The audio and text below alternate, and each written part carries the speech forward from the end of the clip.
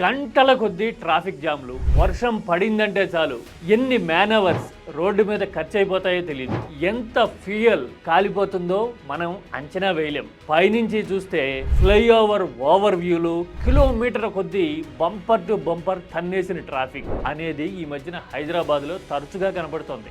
కొత్తగా పడిన ఫ్లైఓవర్లు ఒక 4-5 ఉంటాయేమో మాదాపూర్, హైటెక్ సిటీ, గచ్చిబౌలి, ఎరీనాలో. అయినా సరే ట్రాఫిక్ మాత్రం ఊహించినంత పెరగడము, జనం కష్టాలు అమాంతం డబుల్ ట్రిపుల్ కాదు అంతకంటే పెరిగిపోవడం చూస్తూ ఉన్నాం.